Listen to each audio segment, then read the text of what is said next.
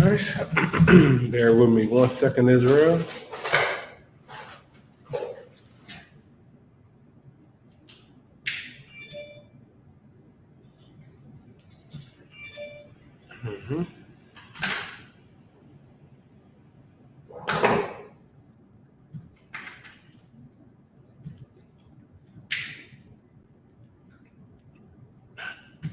All right, Most High Christ, Shalom, Israel, Yahweh, Bashim, Yahshua, the thumb, Yahweh, Shemal, thumb, Bashim, Yahushua, Priest and Officer 1000, Yadai. I'm covering the class for Priest and Officer 1000, Daniela. Daniela will be back next Wednesday.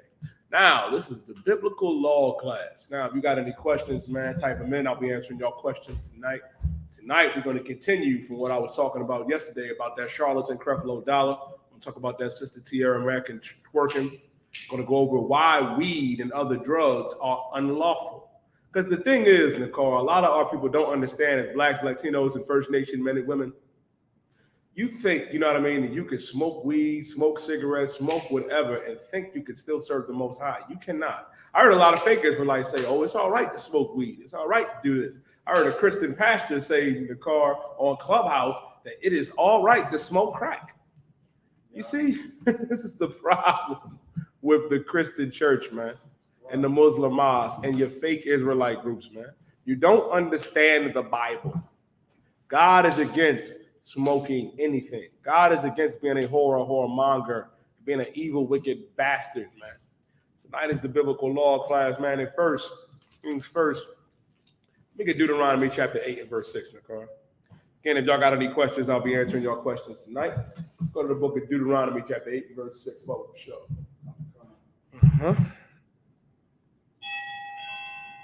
You can get the door first. Now listen, Black man, Latino man, First Nation man and woman.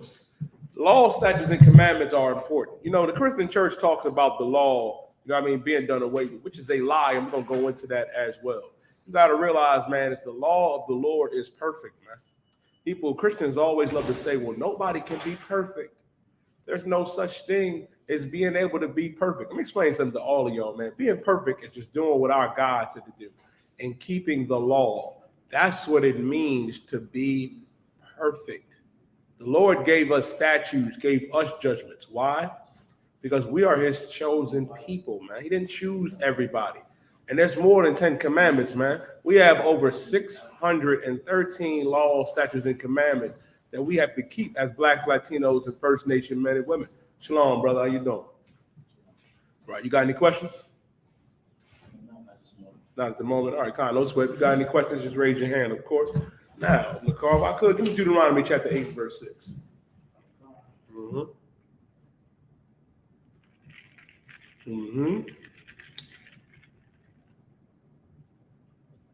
This is the book of Deuteronomy, chapter 8 and verse 4. Start at verse 6. Start at 6.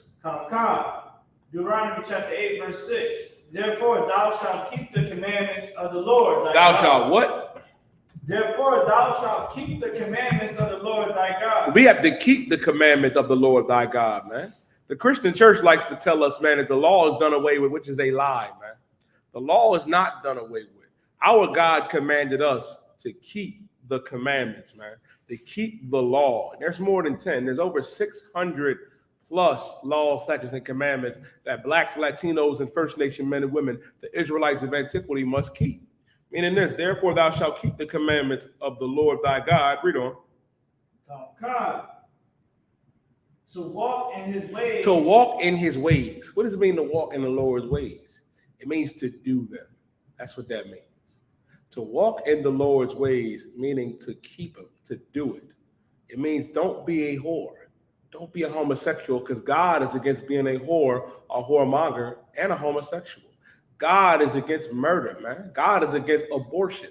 Y'all love to talk about, oh, women's rights. You know what I mean? Kendrick Lamar and his homosexual ass, Salaki for the language, talking about, you know what I mean? They judge you, they judge Christ, Godspeed for women's rights. Jesus Christ, Yahweh Shah Mashiach, is against women's rights, and so is God. You're not supposed to abort your babies, man. You put the cat in the basement in the car. Let me explain something else to you. God is also against drug use. God is against all forms of drug use and all forms of smoking. The problem is, Black man, Latino man, First Nation man and woman, we too high to understand that we have to cut it out. We have to come back and do what our God said to do. And I can show it in the scriptures. Because a lot of you don't understand the Bible and you lean into your own understanding, which is the worst thing you can do. The problem is when you start to continue in whatever wicked vice that you're in, you become a slave to it where it rules you. Like if your vice is whores will rule your life. If being a homosexual, homosexuality will rule your life. If your vice is weed or cocaine or cigarettes, it will rule your life. And you got to fight yourself, Black man, Latino man, First Nation man and woman. A lot of you believe the hardest fight you ever face, you know what I mean, is against somebody else. No, the toughest fight you will ever have to fight is against that man or woman in the mirror. Our God told us to keep the commandments of the Lord thy God, to walk in his ways and to fear him, because the fear of the Lord is the beginning of knowledge. That is the beginning of knowledge. To keep God's laws, statutes, and commandments, man. The problem is with our people in the car, they don't want to hear that. The problem is our people think you can just continue, you know what I mean, to live like the oppressor. Don't you understand that everything that I just mentioned that's wrong with America and what our people in this wicked society, the oppressor, approves of it? In the 1950s and 60s, Margaret Sanger and those other oppressors, because Margaret Sanger was part of the Ku Klux Klan. Get me right in the car. She was part of the Ku Klux Klan, and they decided to bring Planned Parenthood to our neighborhoods. We was fighting for better jobs, better education, and other things that we needed as Blacks and Latinos, but they gave us the option to murder our babies, which we did not ask for. We didn't. Even, I'll give you another example, even the gang culture. A lot of you think, you know what I mean, it's all right. You know what I mean, to be a Crip, to be a Blood, to be a gangster disciple. Don't you understand that the oppressor is the biggest gangster on the earth? Don't you understand that? Like you want to be like Al Capone. You want to be Tony Montana. You want to be the Godfather, Robert De Niro. You know what I mean? And Marlon Brando. You want to be, what's another? It doesn't really matter. You want to live like that Italian mafioso. But what happens when you sell drugs? What happens, you know what I mean, when you go out in the corner and, you know what I mean, and murder your own people? You get locked down for life or you get killed. Meaning the Lord is against that lifestyle of gang culture. And that starts from the oppressor. During the time of the Roman Empire, the oppressors that wore blue would beef with the oppressors that wore red. And you wonder why you are Crip and a Blood today. I'll give you another big one that people don't understand. A lot of our people in the car have a weed demon on them. You feel as though that weed is all right. It's nothing wrong with it. Black people smoke weed because white people smoke weed. What do I mean by that? What do I mean? Let me explain. During the 1960s, during the 1960s, right? The oppressor had something called a hippie movement, where they would be outside, free love, fighting against the war in Vietnam, right? And all they would do is get high and have orgies with each other. That's really what they did. And it wasn't just getting high on weed, they was doing acid and all other things, cocaine. And guess what they did? They flooded that stuff into our communities. They tried to outlaw it in theirs, but then pushed it in ours. Because cocaine and weed, that was the party drug for the oppressor. They would have a good time with it. But as soon as they made it accessible for us, what did they use the cocaine, the crack, and the weed for? To lock down Blacks, Latinos, and First Nation men and women. And that's why I don't understand why Black people love Joe Biden.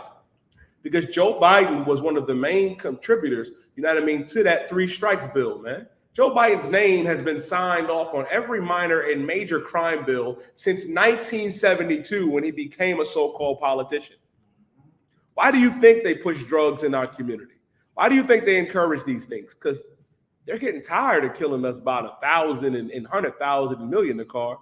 It's easier for them to enable us to do it for them. Go ahead. You gonna say something? If I could, sir, this is why we all should, keep these laws, statutes, and commandments. Mm-hmm. The Lord say, follow the powers that the Lord set up, and that's the priests and prophets of the ISBK. Right. Check this out. Everybody went to go vote for Joe Biden, right? And if you actually looking and paying attention to politicians in the Democratic Party saying that he should not run for a second term. Why? Because Joe Biden went in and screwed up everything. The Republicans, they was aiming to try to get the signature to be able to start drilling for oil in Texas. Mm-hmm. So what Joe Biden did, when he got in office, he took that plan off the table. Now, see, everybody wants to be this so-called pro-American, right? If you really knew politics and you was quote-unquote so American, you would have went with Donald Trump. Because Donald Trump was the one that was going in there doing what the conservatives wanted him to do. The conservatives is for the best of America. But because you listen to your pastor and you you drunk the Kool-Aid. you smoked the crack pipe of Hunter Biden's son, now you sit up there, you look no bill on the table for you. But he would come to KNA and walk through the neighborhoods and see the condition that we're in. Mm-hmm. Right?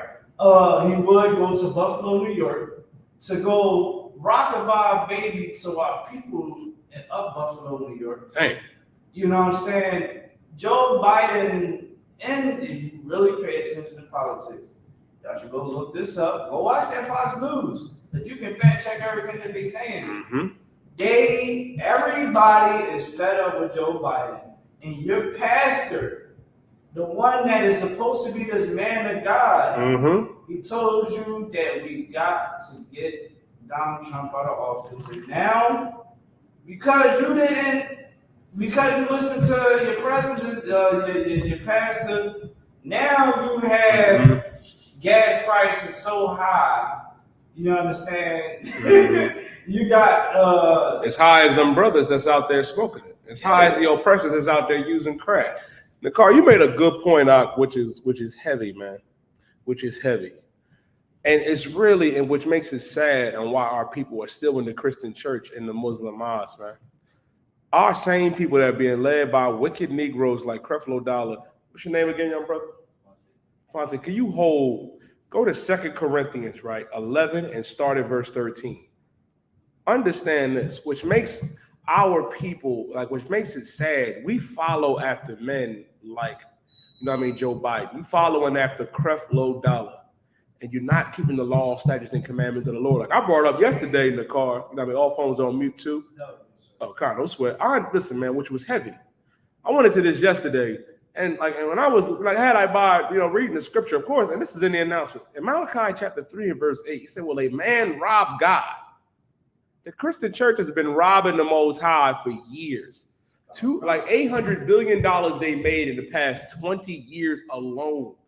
And going in that church, following after the Democratic Party, like Nakar said, but to be honest with you, it's two wings of the same bird, a double-headed snake, a hydra. Doesn't matter if you're a Republican or a Democrat. That's why our people are destroyed, man. That's why you got that whore, Tierra Mack, twerking for votes. Twerking for votes, man. Goddamn shame, man. We become an astonishment and a proverb for these people, man. And we are really the chosen people of the Most High that have to keep these commandments. That's why the Lord told us to walk in it, man. And guess what? Those same oppressors that won Joe out, why do you think they stormed the Capitol? They know what's going on.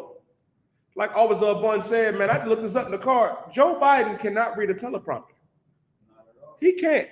I saw an interview with Joe Biden, right? And he was talking to the Pope. The Pope was like, how's things in the politics over in America and such homosexual pedophile the Pope is? You know what Joe Biden said? Y'all can look this up. He was like, there was this African-American baseball player, Satchel Paige. He was past his prime and he was in his 40s and he could still pitch better than all the other players. I'm like, Joe Biden has lost his goddamn mind. This man got Alzheimer's. But even in the midst of his confusion and his Alzheimer's, one thing remains the same: his hatred for Blacks, Latinos, and First Nation men and women. That's something that all oppressors have in common. And that's what makes you a pastor and your imam such bastards for selling out. For Creflo Dollar and Geno Jennings and TD Snake Salaki and TD Jakes, for them to do what they do is a wicked thing. And this is what the Lord says about you know what I mean, men like T.D. Jakes and Creflo Dollar and your Geno Jennings and your Joe Biden. If I could, brother, read 2 Corinthians chapter 11 and start at verse 13. Nice and loud for me.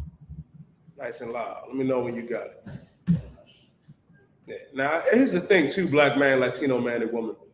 As the Lord's chosen people, we got to come back to keeping these laws, statutes, and commandments. We have to understand that our understanding, you know what I mean, coming out of the Christian church and the Muslim mosque, the hardest thing is to realize that your pastor has lied to you, that your imam has lied to you.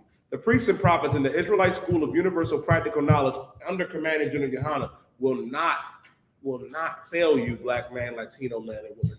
But your pastor and your imam, 2 Corinthians 11 and verse 13, they're not going to fail you. I'm going to show you your false prophets. I'm going to show you your Creflo Dollars and your Geno Jennings, man. I'm going to show them to you out the Bible. 2 Corinthians chapter 11 and verse 13, nice and loud, brother. Because I love. For no, 2 Corinthians 11 and verse 13. Because I love you, not God. No. You in 2 Corinthians 11 and verse 13? Lakar, you can pull it for him.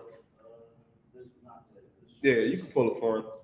I'll start it off. 2 Corinthians 11 and chapter 13 says, for such, you got it?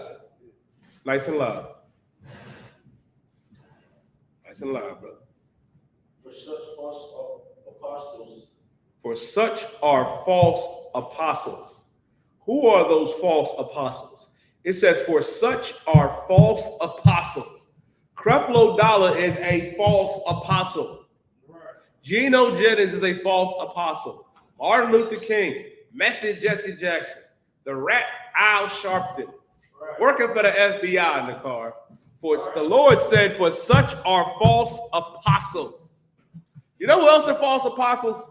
Your fake Israelite groups in the club, throwing money at the bottle girls and the strippers in the car, getting their ass whooped by the big steppers with the feathered hats on outside their church while they rocking they purple as well. I'm talking about your fake Israelite groups. For such are false prophets. Read on.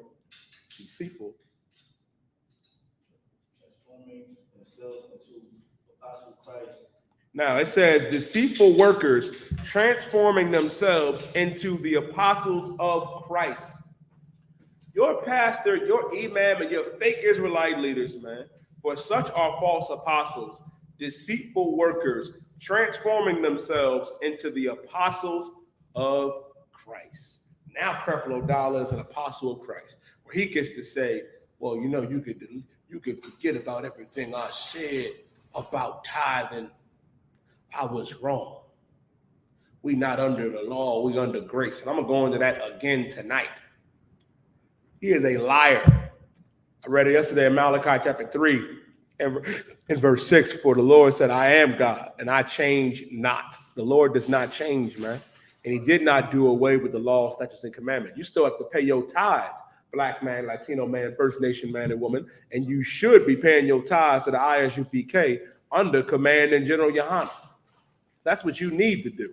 But the problem is our people are too caught up in that Christian church and in that Muslim mosque. Why? Because in that Christian church and that Muslim mosque, you get to be the homosexual you can be. You can be the pedophile that you can be. You can be the murderer. You can be the weed smokingest evil Negro that you could be. And God wants our people to change. The Lord does not want you to do any of these things. As a matter of fact, let me go into it in the car. Give me Proverbs, right? Give me Proverbs chapter 16 and verse 27. Because here's the thing, right? It starts with this. The main problem that our people face, man, is that demon, that demon of smoking. How many times do you smoke a day? Or you smoking a pack, you rolling an L, and you getting caught up in this garbage, man? God is against smoking anything. And the difference between the Isupk and your fake Israelite group and in your Muslim mosque, I can show you book, chapter, and verse that we are not supposed to do this. We're not. And the thing is, man, you don't realize the type of hold that it has over your life. If I could tell you a story about what happened with me, you know what I mean? When I came in this truth, I came into class, you know what I mean? A young man, young brother. I came in with my best friend in the world. We came in here, Jeremiah held it down, taught this class, told us that we couldn't sleep with whores, told us that we couldn't go out there and sell drugs and kill. We was all down, like, yeah. But as soon as he said, yeah, you can't smoke weed, can't eat tuna, can't do this, you can't do that, my brother stood up and was like, dang. You know, I had to console him, like, yeah, brother, I know it's rough, but it's a fight that we have to fight as the Lord's chosen people. We have to fight this fight.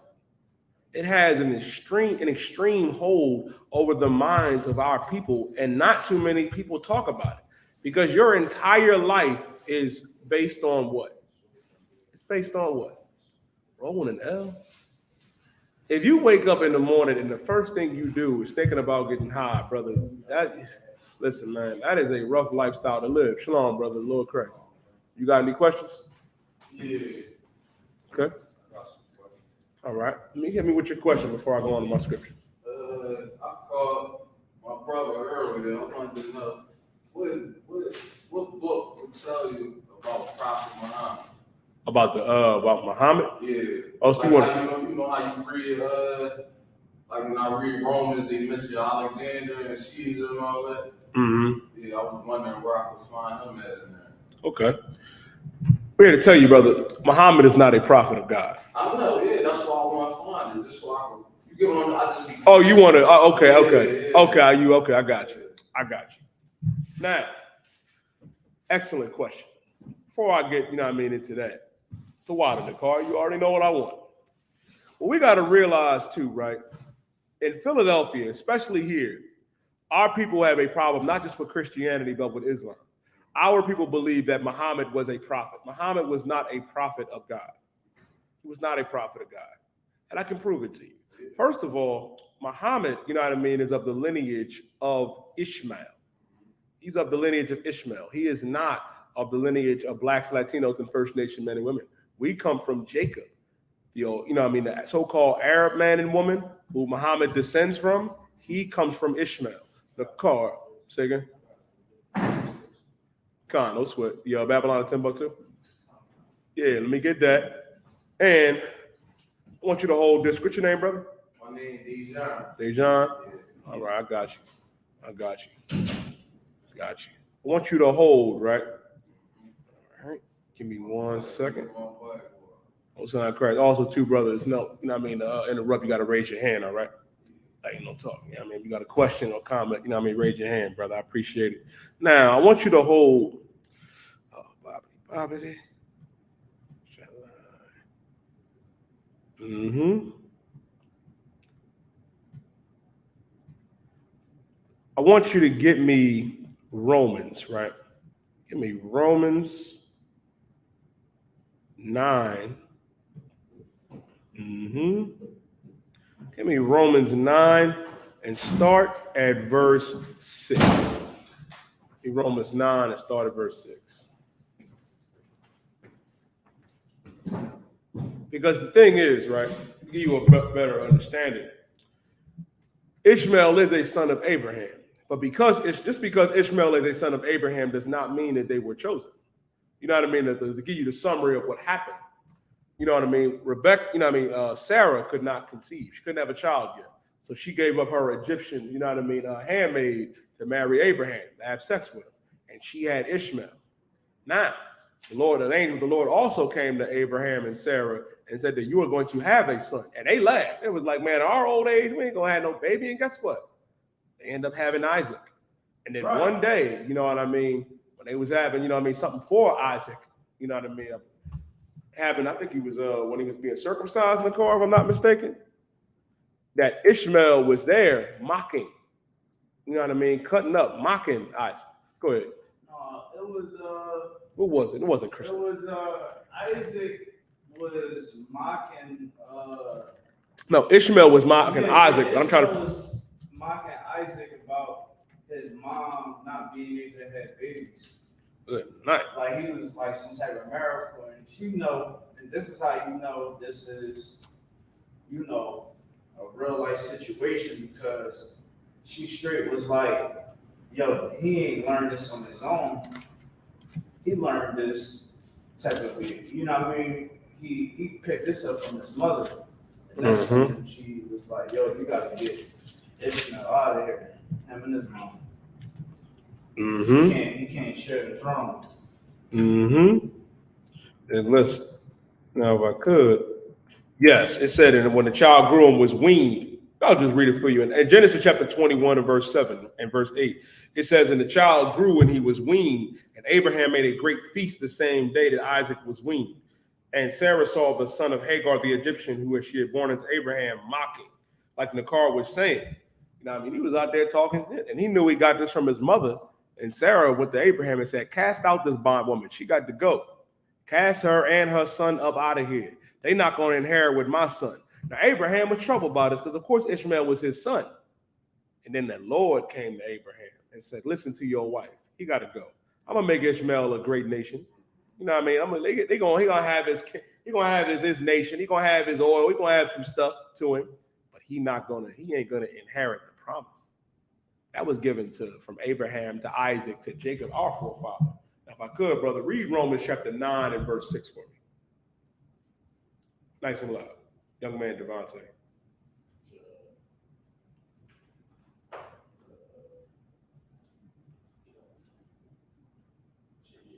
Yeah, Romans chapter 9 and verse 6.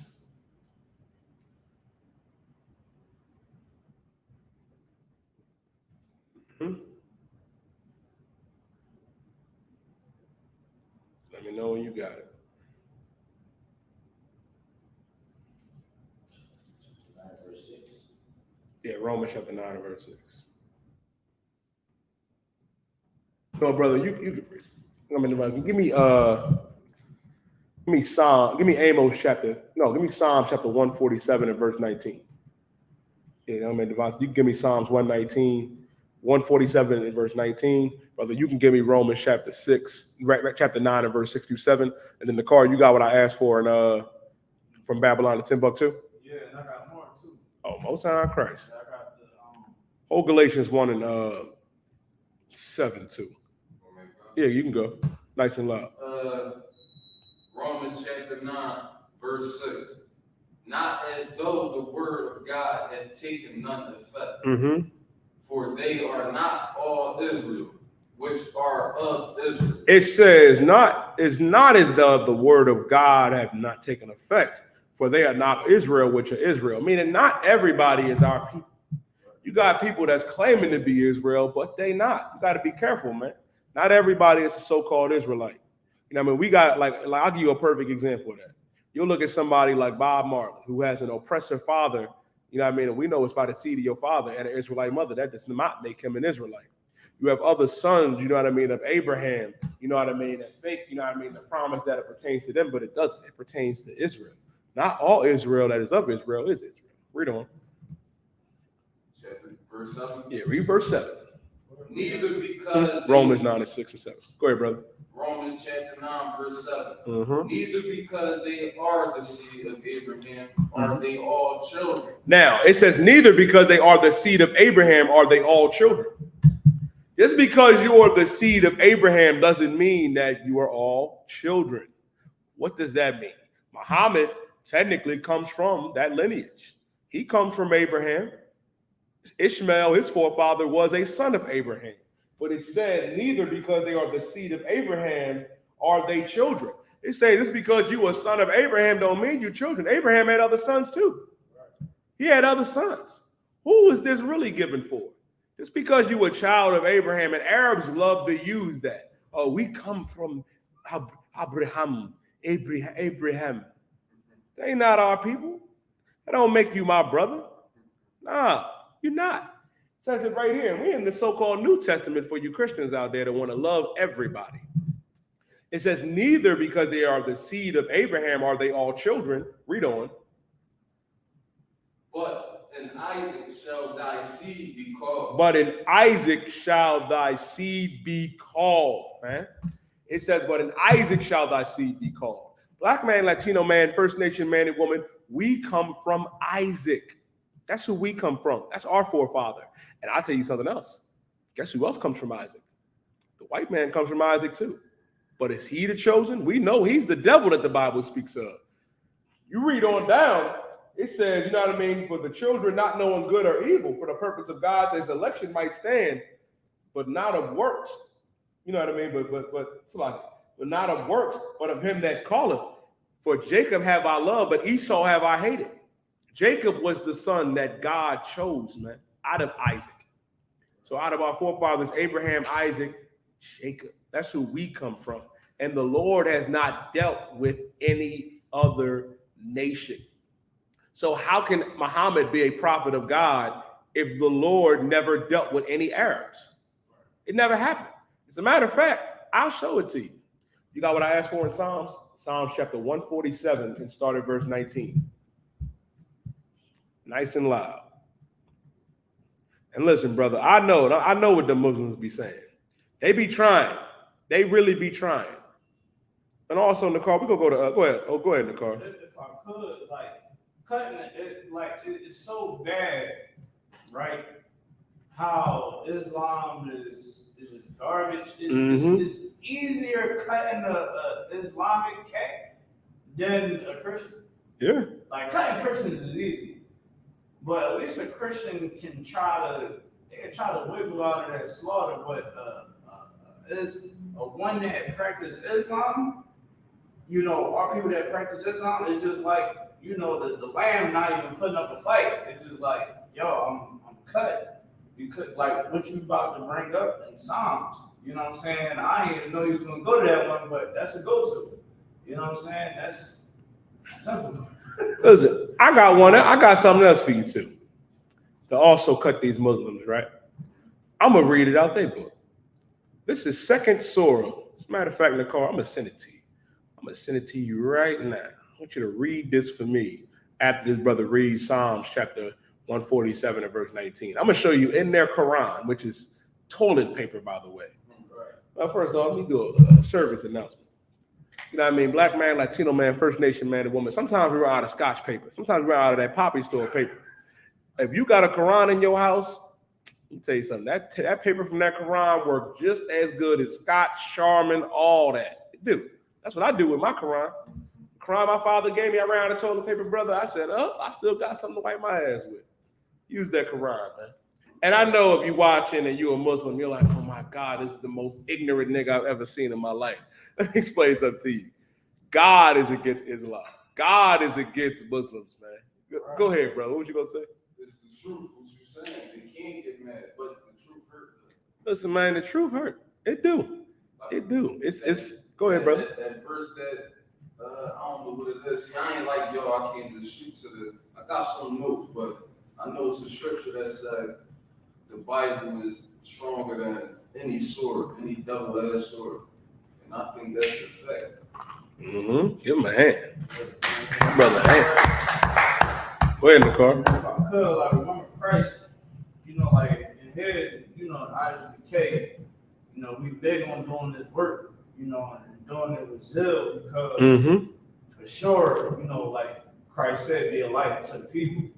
And a lot of people is going to disagree with the truth. You know, that's how you know it's the truth, because nobody don't want to drink the medicine, really.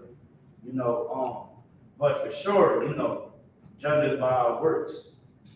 You know what I'm saying? Like, judge us by our works. What we do? You know, do you see us behaving like people in the world? Or do you see us behaving like righteous men and women in Isupk? Right. And you go inside the prison system, you're going to see none but Christians and Muslims inside the prisons. You know, and there's no brotherhood amongst the Muslims. Nope. You know what I'm saying? Like Israelites, we don't care if you're not an Israelite. We still want to treat you like a brother. We still want to give you respect. Absolutely. But everybody knows if you go to prison and you take your shahada, you ain't going to get beat up. You ain't going to get extorted. You know what I mean? You'll get some protection from the rapists on the block. You know what I'm saying? Because the Muslim brothers is going to have you. But in Israel, man, we got each other. Because we understand the truth. Most High in Christ, the car is absolutely correct, man. We gotta have each other's back as Black, Latinos, and First Nation men and women. What was you gonna say, brother? I just was in prison. When I came home in November, I see that all, you know how many times people walk up to me, bro, take your shot. And I just was like, just before I found the truth out here, just go around. So I always was skeptical. I'm like, man, with Christianity, I thought I was a Christian, right? And then, like, now that I figured out Jesus was black, King Solomon was black, but in the world, they portrayed him to be white. So I really pushed Christianity away. I ain't like no religion. I just said it's a God. That's how I used to think. And now I see why they did that. And I was talking to an elder the other day, and he said, you gotta look at it this way. If he put it in my terms, if you had a block and you was making money off that block, would you give it back to that person? Basically saying this world is ours. Would they give it back to us? He said, look at it that way. So I be thinking like that is true. And the reason I think that people can't accept the truth, like when you tell them, because they're not the ones that it's about. Like how we are, we the children of Israel, they know where they stand in there, so they don't want to face that. That's what I think. And listen, and what you just said, brother, is in the Bible. Give me Psalms 147 and verse 19, brother. Nice and loud, all right? You got it for me? Yeah, Psalms 147 and verse 19. The Lord ain't deal with everybody. They not going to be able to accept. And let me tell you something that's crazy, brother. I tell oppressors all the time that, blacks and Latinos and First Nation men and women are the Israelites of antiquity. We're the Jews of old. 99% of them agree with me. I tell them Christ was black. They say, of course he was. He was from a region, you know what I mean? Where they know. It's our people that are skeptical. It is our people that it's hard for them to accept this truth, man. And that's why the ISUPK under command of General Yohana is here, man. Because the Christian church has failed our people, man. The Muslim mosque has failed. Like we've had this truth since 1969, and we have not failed blacks, Latinos, and First Nation men and women. Yeah, Psalms 147 and verse 19. Nice and loud, brother. Take your time. 147 and verse 19. If the print is small, he can use my Bible, because my Bible is I got large print in the car. Yeah, I got large print. Yeah, you come on to the side. I got one. You can use mine. I got large print, so you can use that, brother. No sweat. Yeah, I'm already there. 147 and verse 19. Praise ye the Lord. No, 147 and verse 19.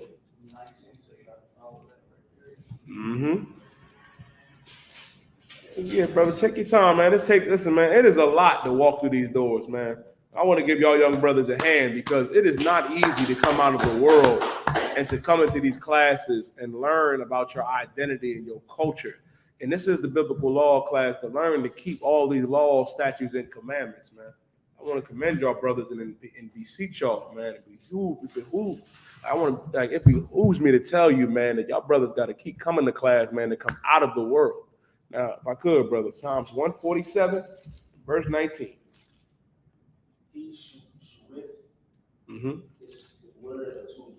He showeth his word unto Jacob. Right. Meaning the Lord showed this Bible from Genesis to Revelations unto Jacob. Who is Jacob? The forefather of blacks, Latinos, and First Nation men and women. He showed this word unto Jacob, unto us. Read on. His statutes and his judgments. His statutes and his judgments is the law. These laws, statutes, and commandments. That's who was given the law. Not everybody. Ishmael wasn't given the law. To prove it to you that Ishmael wasn't given the law, ask a Muslim if he was on a desert island and the only thing he could eat was pork. They'll tell you he can eat it if it's the only thing you can eat. A brother told me that if two Muslims shake each other's hands, the sin is washed away. I don't know where they come up with that stuff in the car. That ain't in the Bible. That's not true. If you was on an island and the only thing that was edible, that was meat, that was pork, you better not eat that pork if you're a Black, Latino, First Nation man or woman. And if you do, you're not getting off the island. Go ahead, Nicole. Why, sir? So this is the whole thing. So they hijacked the Bible, right? They hijacked it and they reversed it just like any heathen would. And what they did was they forgot. Like, you can tell that they're not craftier than Esau. Because at least Esau tried to put a little finesse to it. He literally sat up there and went over the whole fact that the time of the Maccabees, when our people was willing to die than to eat pork. Right. You know, our prophets was, I believe it was Daniel, all the other Israelites was up there eating the unlawful foods, but Daniel was strong. And they was like, well, Daniel, how you so strong? And he was like, yo, I eat what the Lord told me to eat. Listen, Daniel told us, man, and Christ brought this out about, it was in the book of Daniel, about the abomination of desolation when the Romans came and sacrificed pigs on our altars, man. You're not supposed to be eating pork at all. But if you're a Muslim, you can eat pork if you're starving. That's why Islam is wrong. Read on, brother. Read verse 20. Well, read after he showed his statutes and judgments. Israel. Who? He had not. No, read that last line again.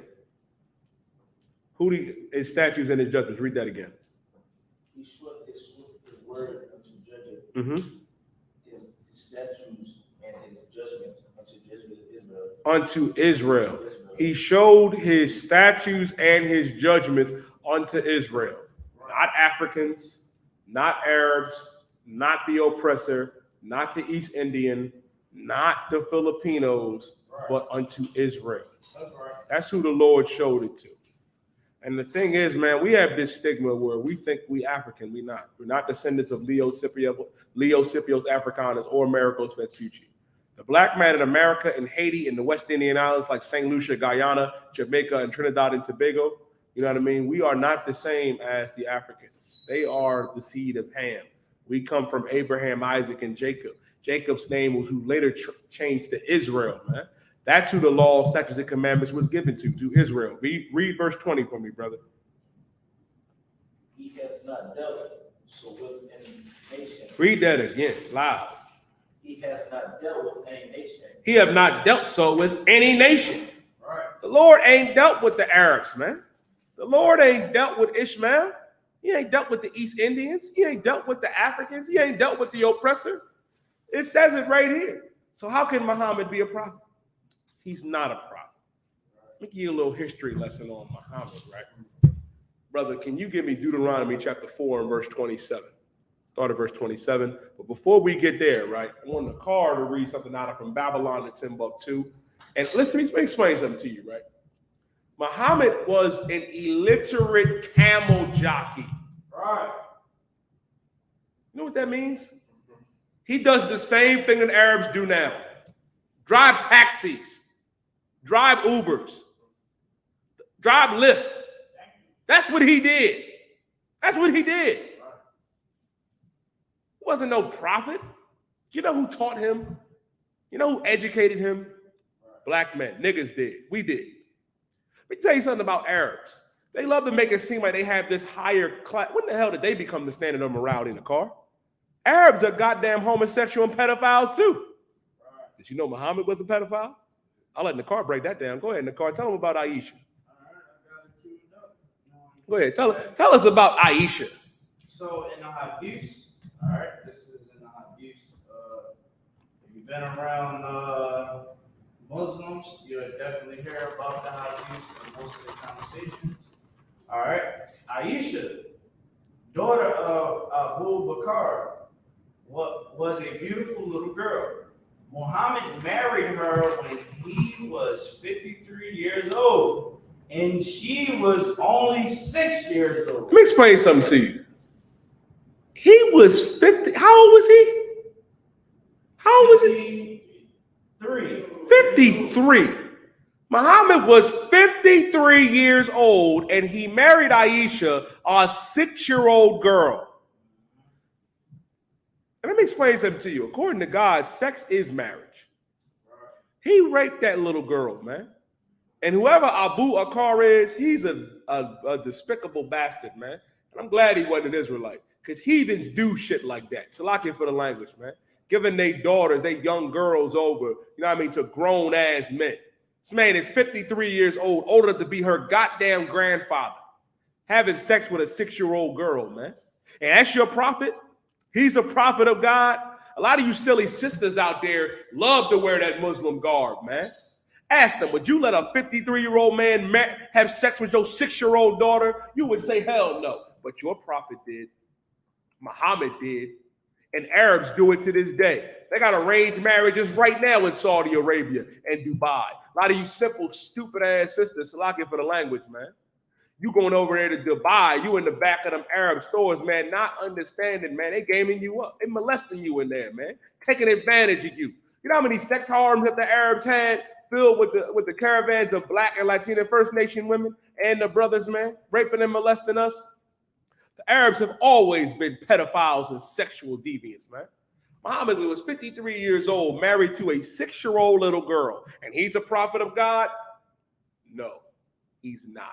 That's the side of Islam they don't want you to talk about. That's the side of Islam they don't want you to know about. And what Officer in the car is bringing out is heavy. Aisha was 6 years old, and Muhammad married her at 53.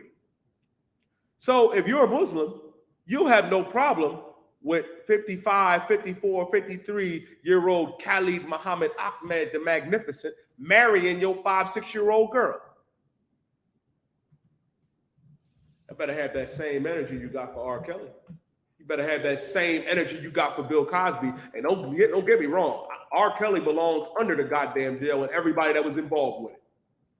Because rape is wrong, man. Molestation is wrong on all levels, man. You better stand on that. You better stand on it. Don't make an excuse because it's your imam or your pastor. That's why Christianity and Islam goes hand in hand. Because for real, y'all all just Christians. 53 years old and you marrying a 6-year-old little girl and he's a prophet. Who had their hand up first? The car, you go ahead, brother. See, this notebook I got, right? This is a notebook from when God first opened my eyes. So everything that I wrote in this notebook is what opened my eyes. You know what I'm saying? So I got like everything, all scriptures written down that I could basically go to somebody and explain it to them to open like what you telling them. So I had 1 Corinthians chapter 1, verse 17. Corinthians chapter 1 and verse 17. Yes. What's it say? It says, "For Christ sent me not to baptize, but to preach the gospel, not with wisdom of words, lest the cross of Christ should be made of none effect." Listen, man. And that's a heavy scripture for this reason. Because it says, when Christ sent me not to baptize, but to preach the gospel. You got to realize, man, like, what is the gospel? The gospel is the good news, man. The Bible. To teach our people these laws, statutes, and commandments. Not with wisdom of words, but lest the cross of Christ should be made of none effect. What you got to realize is this. Paul is telling our people, essentially, you got to come back to do what our King, Yahweh Shah Mashiach, says to do. Christ ain't died so you can continue to be a homosexual, to be a pedophile, or to continue to be in Islam, or to continue to be a Christian. No. Paul was sent out, man, by our King, Yahweh Shah Mashiach, you know what I mean, to teach Blacks, Latinos, and First Nation men and women. And that's what we do here in the ISUPK, man. Excellent precept, brother. Excellent precept. 18, Oh, go ahead. verse 18, 1 Corinthians chapter 1. "For the preaching of the cross is to them that perish." Foolishness. It's right there. But unto us which are saved is the power of God. Got to understand, for the preaching of the cross is to them that perish foolishness. But unto us which are saved is of the power of God. Now, what this is talking about, man, which is heavy, because Christians fall victim to this all the time. First of all, when Christ dying by crucifixion is no different than a brother getting shot today. It was a common form of execution, or how they kill our people, blacks, Latinos, and First Nation men and women. You'll perish foolishly. You will perish foolishly, you know what I mean, following after the Christian church and the Muslim mosque. However, but unto us which are saved, it is the power of God. Meaning this, man, you understand when it says that you are saved, you understand, right? It's not saying saved like how Christians say, oh, I'm saved, I'm good. It's knowing that Christ died to save his people, blacks, Latinos, and First Nation men and women. So you're going to take that stand and say, I'm not going to smoke another blunt. I'm not going to smoke weed no more. I'm not going to be a homosexual or a whoremonger or a whore. I'm not going to kill my brother. I'm not going to hate my brother. I'm going to come back and do what our God said to do, man. That's the power of the Most High. Go ahead, Nakar.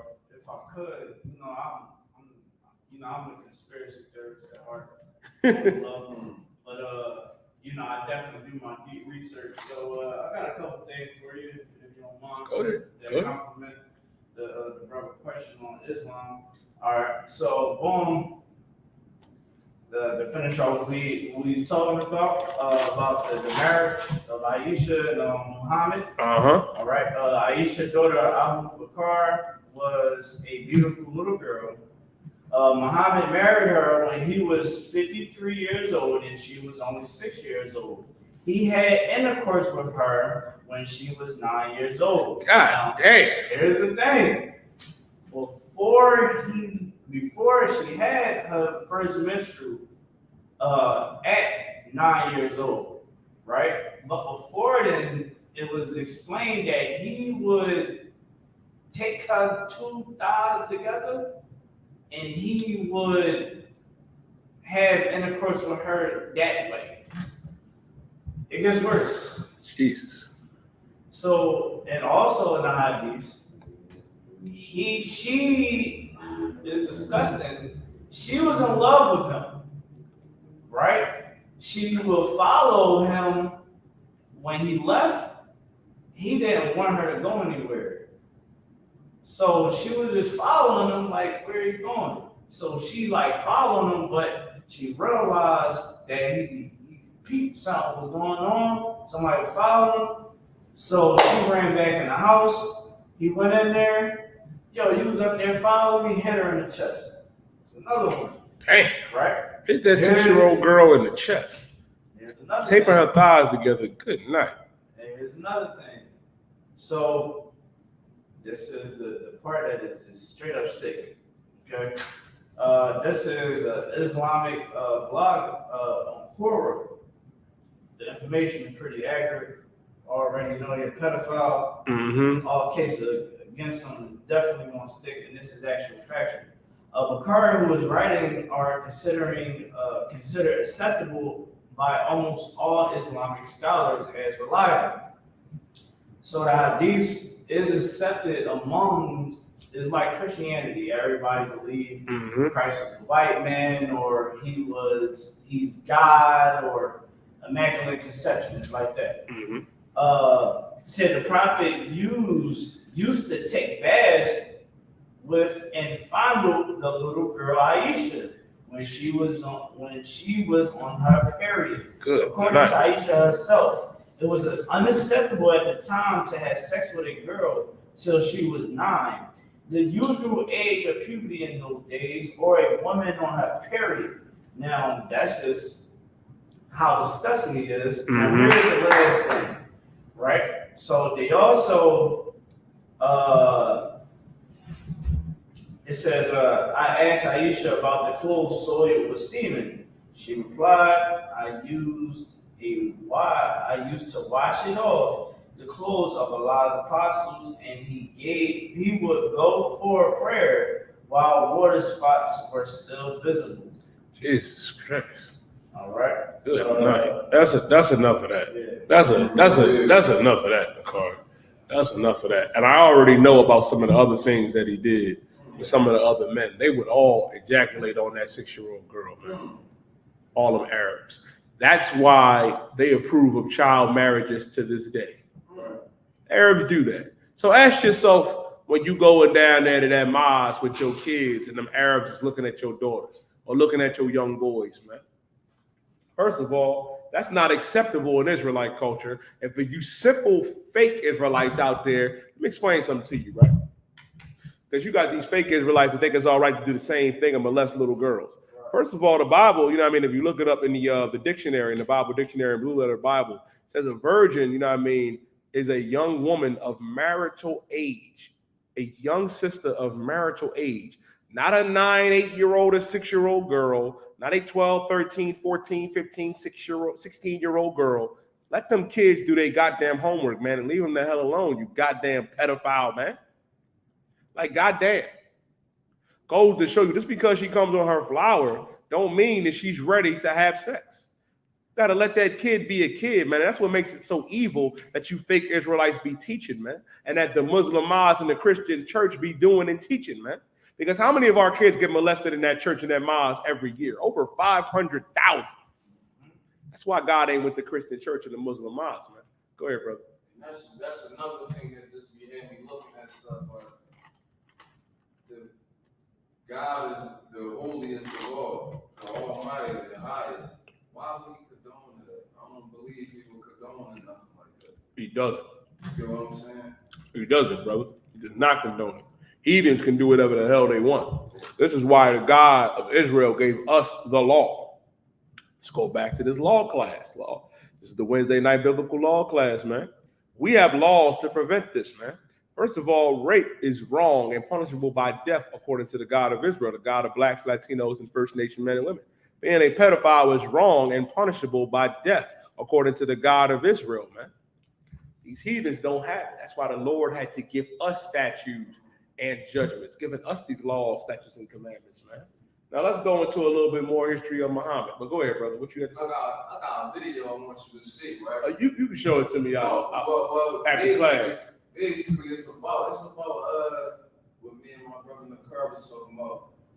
You know how the IUIC, they wear the purple and gold, right? Mm-hmm. So I'm watching this, like he said, conspiracy, he be on conspiracy stuff. I'm just watching history in the world. And I look at this and it says something. You can turn it off, brother. I don't need the. Well, it's something about the Romans, right? And there's one of these head people used to wear purple. You ain't gotta say. You ain't gotta say no more, brother. I'll give you one scripture and I'll paraphrase it for you. John chapter 8, and I believe it's verse 40. Yeah, John chapter 8, right? As a matter of fact, you can read it for me. Brother. You can actually read it. Give me John the 8th chapter, right? And start, John 8 and verse 44. John chapter 8, verse 44. Ye are of your father, the devil. Ye are, Christ is speaking here. He said, ye are of your father, the devil. The devil is the oppressor. That's who the oppressor is, man. The white man, the devil that the Bible speaks of. You are of your father, the devil. Christ was telling, you know what I mean, the Israelite leaders of that time, the Pharisees and the Sadducees, you are of your father, the devil. Why is he saying you're of your father, the devil? Because the oppressor is your daddy. Read on. And the lust of your father ye will do. The lust of your father ye will do. The lust, the same lust that your oppressor has, you do it. The white man is a homosexual, you be a homosexual. The oppressor says it's all right to smoke weed, you'll smoke weed. The oppressor loves to wear those gold and purple robes, you masquerade just like him. Because ye are of your father, the devil. The lust of your father ye will do. Read on. He was a murderer from the beginning. He was a murderer from the beginning, man. The oppressor was a murderer from the beginning. He murdered, you know what I mean? And you got to realize this, and which makes it so spiritual, right? The oppressor, you know what I mean, has that curse of Cain. Cain murdered his brother Abel, man. The oppressor has that same spirit, man. For he was a murderer from the beginning, man. Read on. And abode not in the truth. And he abode not in the truth. Meaning he's not in the truth. You got to understand, man, the oppressor ain't in the truth, and neither of these other nations, man. Because what you got to realize, and the precept for this too, is in Psalms, man, and I'll get it for you, where it says the law, you know what I mean, is everlasting, and the law is not truth. I believe that's in Psalms 119 and 147, if I'm not mistaken. He abode not in the truth. That's why your fake Israelites and your Christian church and the Muslim mosques, they are not in the truth. Read on. Because there is no truth in him. Because there is no truth in him. There is no truth in him. There's no truth in the oppressor. They lie about everything. I'll read a little bit more. It says, when he speaketh a lie, he speaketh of his own, for he is a liar and the father of the lie. And you do everything your white daddy tell you. Everything. That's why they're not in the truth. That's why they getting beat up by the big steppers outside their church with the feathered hats on and in white robes and gowns and purple gowns in the car. Well, I hope that answers that. Let's get back to give me the Babylon and Timbuktu about Muhammad, then I'll read one more scripture and we'll get off. This is the book From Babylon to Timbuktu, Mm-hmm. written by Rudolph R. Windsor. Now, Rudolph R. Windsor, man, is from Philly. Well, I'm not sure if he's from Philly, but he went to Temple. You know what I mean? He was a researcher and a historian, man. Went to Temple College, man, here in Philadelphia. Read on. And went out and did his research, man, for himself. And this is what he found. Read. This is part of this book. It's called Islam and Judaism. Page 48. The Prophet Muhammad adopted many principles and laws from the Jewish religion. He adopted many principles and laws from the Jewish religion. Right. Translated, black people taught him. Right. All the laws and stuff that you see in Islam, where do you think they got it from? They got it from us. Because Islam ain't been around that long. Christianity was already established. You know what I mean? When Islam came on the scene, man. We already had our laws, statutes, and commandments, man. And first of all, you can't convert to being a Jew. A Jew is your nationality. I can't convert to being a Chinese, man. That can never happen. Why? Because I'm a Jew. And the oppressor can't convert to me. Play in the car. So, like I said, a quick sidebar. This world is so damn evil. I was watching it's a documentary called "What Is a Woman." What is a woman, Nicole? Yeah, so it got to that point. What is a woman? Yeah, it's on that point now. So you know, this devil, he was like going around interviewing people because he's a conservative. Mm-hmm. People that don't know what a conservative is, that's someone that is high values American heritage and original ways. He a proud boy. Yeah, pretty much a proud boy, right? So he went around asking these people, and because of this whole gay movement that is an agenda, Mm-hmm. right? He had to ask, like, you know, well, what is a woman? So, you know, they couldn't answer the question. And they was like, you can be whatever. Pretty much the gay community, because they have mental problems, they believe that you can be whatever you want to be. So he said, yo, well, I want to be black. I'm black. And he was like, well, are you? He's like, I don't know, am I? And the guy was like, well, you don't look like it. Exactly. You should be able to be black. You know what I'm saying? Exactly. Let me explain something to y'all. And the car, when you bring down this heavy up. The fact that I got to explain this in 2022.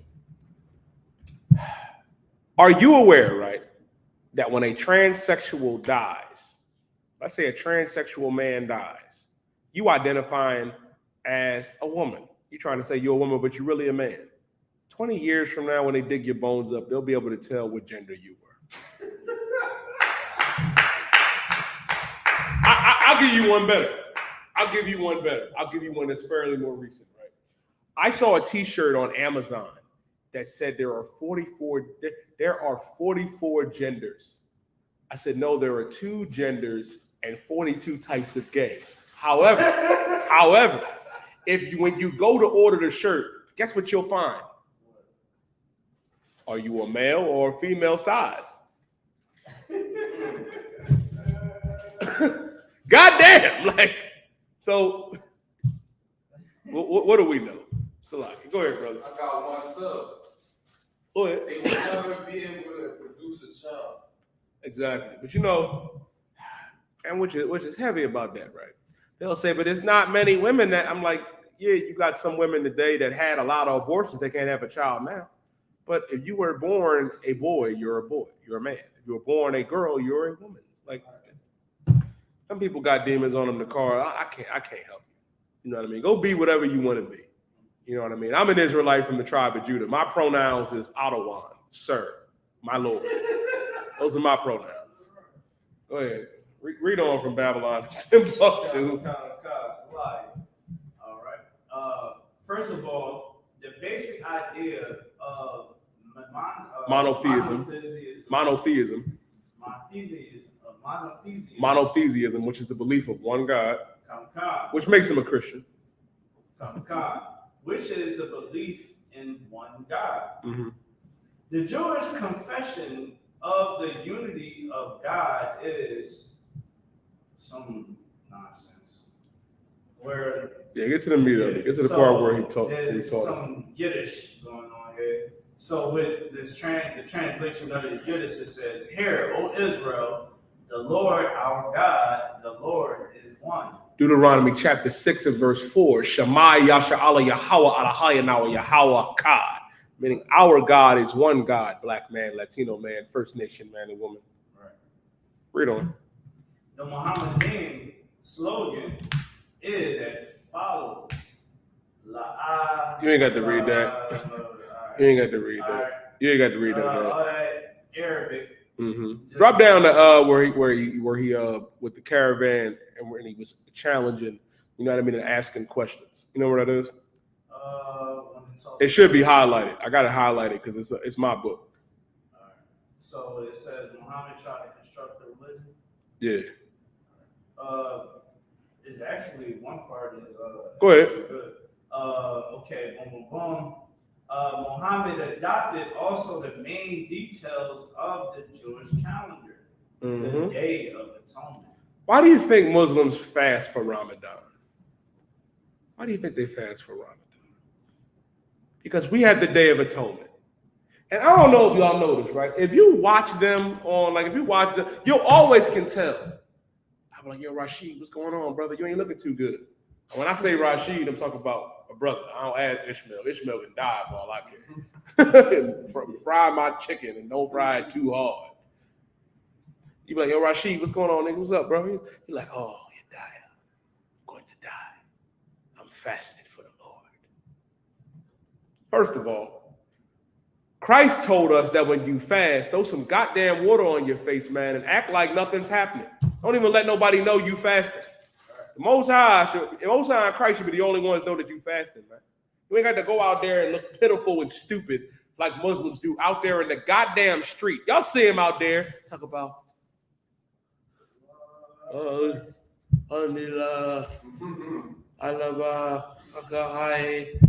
like, you all right, Ishmael?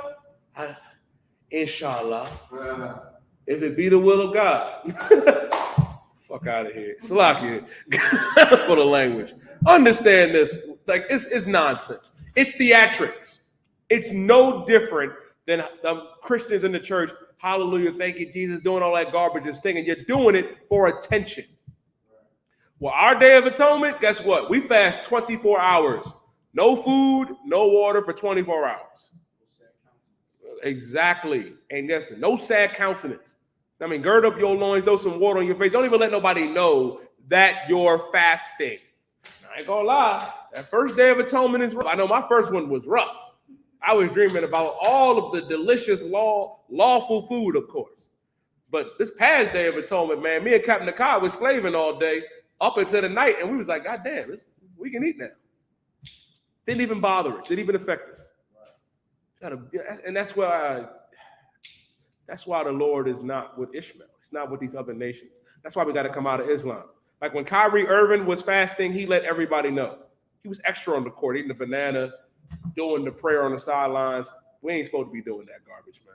You ain't supposed to let nobody know when you fasting. He didn't just adopt the Day of Atonement. They adopted a lot of things that was from our culture, man. But go ahead, Nicole, read on. Muhammad adopted also, the pedophile Muhammad adopted also the main details of the Jewish calendar, the Day of Atonement, the Sabbath, much of the Bible and narratives from the Midrash, and many points of the ritual law. Incidentally, the Jews pray 3 times a day facing the city of Jerusalem. Muslims, true believers, pray 5 They had to say we're true believers. You know, Jews typically, you know, them niggas pray 3 times a day. We're gonna pray 5 times a day. Go ahead, Nicole. Sir. That was just a tradition of brothers, you know. Exactly. Having a zeal for the Lord. Like, there's nowhere in the Bible where it tells you gotta pray 3 times a day. Exactly. That was just a tradition, like hearing the UPK, you know, this tradition, you know. Look, when we dab each other up and we got rings on or spikes, we hit your hand like this. Saluting brothers. Yeah, you know what I mean? Like, wait, we saluting. Certain things that we just do UPK, like not drinking Johnny Walker, not drinking E&J no more. That's the tradition. Listen, it's not against the law. And was heavy, right? Like, that's an estimate saying pray 3 times a day. Christ told us, man, when you pray, you know what I mean, get, you know, by yourself, you know what I mean, go in like a closet, go in like a small, like a space, you know what I mean, and turn and face the east and pray to the Most High. That's between you and the Lord. You don't got to go and pray out openly like Christians and Muslims do. You ain't got to do that, man. Read on. Get to the part. Yeah, go down to where he yeah, go ahead. Go ahead. No, get, you know what I want. Get to it. It says the finish all said pray 5 times a day facing the city of Mecca. All right. They used to face Jerusalem, and it's going to go into that as well. They used to turn and face Jerusalem, but it's going to explain when we stopped, you know, when we wouldn't convert over to Islam, he told them, oh, we going to turn and face to the holy city of Mecca. Ain't nothing holy about Mecca.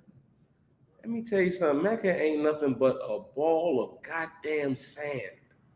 And to show you that Mecca ain't holy ground, y'all remember the COVID-19? Raise your hand if you remember the COVID-19. Are you aware that when the coronavirus came, they shut Mecca down? You couldn't go do your homage to Mecca. You couldn't do your pilgrimage to Mecca. Now in the car, I know I got PTO time, paid time off from my elevator plantation, my slavery. But goddamn, Allah got PTO time too. He took a break. Goddamn. Did I mention that day God was a rock? I'm gonna go into that too. Go ahead, brother. I don't know what scripture it is, but I know you're holding it. Deuteronomy 4:27. We're gonna get to it. Yeah, you're actually holding it. Yeah, I forget. You holding that scripture. You holding it. You holding it. But go ahead, Nakar. Keep going. Muhammad tried to construct his religion as closely as he could after the Jews. You know why Muhammad constructed his religion closely? And religion is, let me tell you something. We're not religious. You coming back into the ISUPK, we're coming back to our culture, our identity. Right. This ain't a religion. This is our way of life. He constructed Islam to our way of life for this reason. Because Arabs were naturally what? Pedophiles, sexual deviants, and drug addicts. Arabs had a god for every day of the year. Like, and we don't have this book, but Captain Zion in Delaware has it. I had to borrow it. You know what I mean? It's called Satan's Angels Exposed. Yeah, Satan's Angels Exposed. They had a god for every day of the year. And their main gods were Allah and Allah's daughters. And they had a rock that they would serve. They dropped the Allah's daughters because Arabs hate women because they rape little girls. And in Islam, they say it's all right to beat their women. I've had Muslims tell me, yeah, I can strike her if she don't want to give me sex. God damn, I just go to my other wife's crib. They beat their wives' ass. You ain't supposed to do that, black man, Latino man, First Nation man and woman. But in Satan's Angels Exposed, it said they had a god for every day of the year. But they dropped Allah's daughters and kept Allah and kept the rock. They ain't nothing but drug addicts and camel jockeys and pedophiles, man. Ain't nothing special about the Arabs. Read on. If I could. Go ahead, Nicole. Yeah. you know, one thing for sure, like that crescent moon and star, you know, that's pagan. You know what I'm saying? That was something that he transferred over to this Islamic religion because again, Ishmael is the biggest finesses. That's why, like, when you look at what they sell as vendors, not good. You know what I'm saying? So, of course, he's trying to finesse the people in. So he's like, look, I'm gonna give you, you know, y'all like a lie? We're gonna make a law. You know what I'm saying? Y'all like the rocks and y'all like we all like these things. We gonna, you know, do it like this. And what happens is he put the crescent moon in the star. And that's why when you look at a lot of witchcraft, right, it's always they always, you know, give reference to the crescent moon and star. Let me explain something. All that is idolatry because they worship the sun, moon, and stars and other gods, man. All of that is idolatry. Read on. God. Muhammad tried to construct his religion as closely as he could after the Jews. He favored the Jews by accepting many of their laws and traditions. He favored us. He favored niggas. Right. Ishmael favored Jacob because we knew the promise was given to us. He knew that we had structure and order, that our God gave us statutes and judgments and commandments, man. Right. Read on. Come. When the Jews refused to be converted, he commanded his followers to stop turning to the holy city of Jerusalem. He said, "Oh, them niggas don't want to convert to my new religion, Islam. Okay, no sweat. We gonna stop turning and facing Jerusalem. We gonna face Mecca." Read on.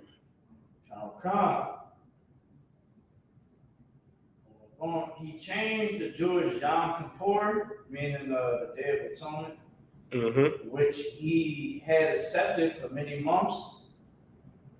So like he had set for the month of Ramadan. And that's where they get Ramadan from. Give me where, I think I know where you're going. Go ahead. If I could, so go like, ahead. Even like Ramadan, and just show you just the hypocrisy of Islam. Like they got so many ways that you can die as the so-called hellfire, right? But like Muslims, they like definitely the females in Philly, you know what I mean? Especially the females in Philly.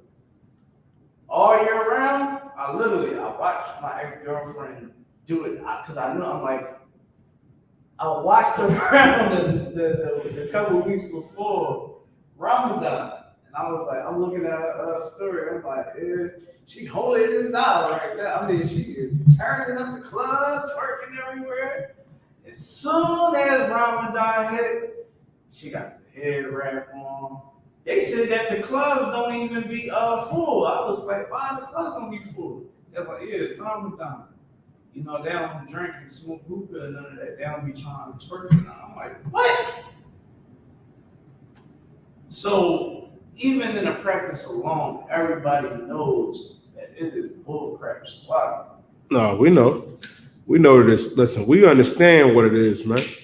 And that's why our people got to come out of Christianity and come out of Islam as Blacks, Latinos, and First Nation men and women, man. We ain't supposed to be doing that garbage, man. And which is heavy about it, right? Let me explain something to you as Blacks, Latinos, and First Nation men and women. I'm going to read for you. You know what I mean? This is on page 46, right?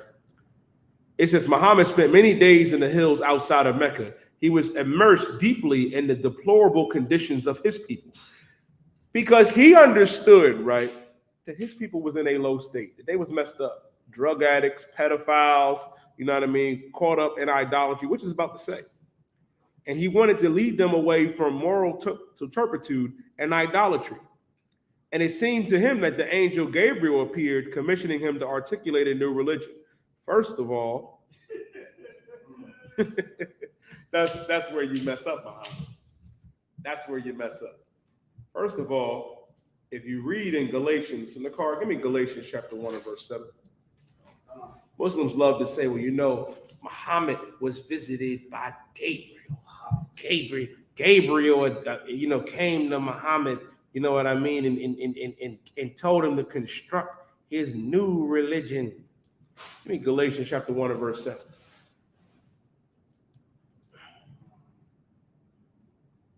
Bubba for sure. The book of Galatians chapter 1 verse 7, which is not another, but there be some that trouble you and will pervert the gospel of Christ. That will pervert the gospel of Christ, man. You got those that want to pervert, the gospel of Christ, to convert, the Bible, the good news, the law, statutes, and commandments. Read on. Come. But though we Keep going. But though we or an angel, meaning if I come to you or an angel tell you, read on. come from heaven, preach any other gospel unto you. If an angel comes to you, or if another brother comes to you, but if an angel or we come to you preaching something else outside of this Bible to blacks, Latinos, and First Nation men and women, teaching our people, read on. Come. Let him be accursed. Let him be what? Be accursed. Let him be accursed. Meaning this, man. Muhammad didn't get that far now, did he? Didn't get that because Arabs are slow. They are slow. He said it himself. He wanted to construct something for his people. Right. But then when they tried to force it on our people, it becomes a problem. It becomes a big issue. Because here's the thing, right? And then reading on, right, where the car was at, it says Muhammad needed to confirm the confirmation of the influential Jews to validate his missions as upstarts the needing of backing of someone influential. Therefore, Muhammad then turned against the Jews and became their tormentor. Because we did not join Muhammad in Islam, guess what? He started to torment us. And we went to war with him, man. And when our people lost, he said, Islam or the sword. Right. Meaning, pick Islam or you die. That's right. That was the choice. And for blacks, Latinos, and First Nation men and women and I as UPK, we chose the sword because we understood that death was more honorable than turning away from our God, man. And for you brothers and sisters that choose Islam, you are a disgrace, man. You compromised. You folded just like Nick Cannon, just like Deshaun Watson and Deshaun Jackson, Salakia, just like how all of these other leaders folded, man. You cannot fold. You got to stand on this truth, man. You got to stand on this truth and understand to be one West. Like Nakar was bringing out in the Maccabees, man, there was a lot of brothers and a sister and her sons, man, that refused to eat pork, that refused to get down with these other nations, man. They came to Daniel with the same garbage, man. They told Daniel not to serve the Most High and pray for 30 days or you're going in the lion's den. Daniel said, no sweat. Daniel, Danyala in Hebrew was like, no sweat. It's cool. Throw me in there with the lions and throw away the key. And guess what? Daniel survived. And guess what? I went into it in a previous class. Them lions didn't eat Daniel, but Daniel ate while he was there. The Lord, sent the prophet Habakkuk down there to feed Daniel in that lion's den. And he ate in them lions den. And those that persecuted Daniel, they were devoured, man. Don't fold. Man. Don't fold. That's why it's important and to hit you with the dagger, right? I'm going to get to you in a second, the card. Let me Deuteronomy chapter 4, verse 27. This is the big one, right, on why we're not supposed to be Muslim, why we're not supposed to be Christian, man. Because we disobeyed our God to follow after these other nations, not keeping these laws, statutes, and commandments, that curses came upon us, and this is one of them. Deuteronomy chapter 4 and verse 27. Deuteronomy chapter 4, verse 27. And the Lord shall scatter you among the nations. The Lord said he was going to scatter us among the nations, man. Among the nations. Why? Because we disobeyed the Lord, man. We disobeyed the Most High's laws, statutes, and commandments. We were scattered amongst the nations. That's why you can find a black man or a Latino man or a First Nation man anywhere on the earth. Not just in Africa. Not saying it ain't Israelites in Africa. For you Israelites out there that love to claim Africa. Not everybody in Ghana and Nigeria is an Israelite. Right. Majority of them are Hamites. There's Israelites in China. There's a brother over there right now watching Moab eat cat and dog. It's a shame what they're doing to the dog. It's a brother in Russia right now freezing his ass off next to Brittany Griner. Goes to show you. I'm gonna get to that in a second. Goes to show you, man, because we disobeyed our God, we were scattered amongst the nations. Read on. If I could, Go ahead. we got some people on the chat. They so pretty much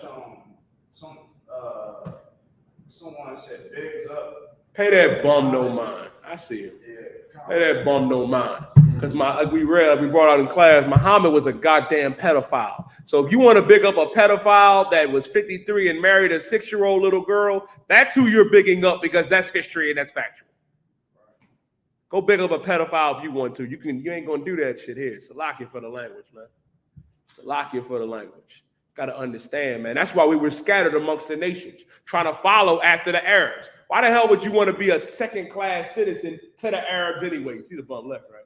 That's why you want to, and hear me out for a minute, right?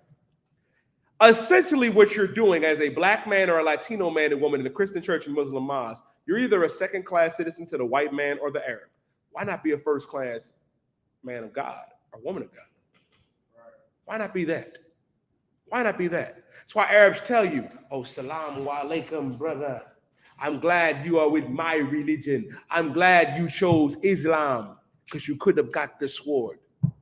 The priests and prophets in the ISUPK chose the sword. So did the sisters, man, in the UPK.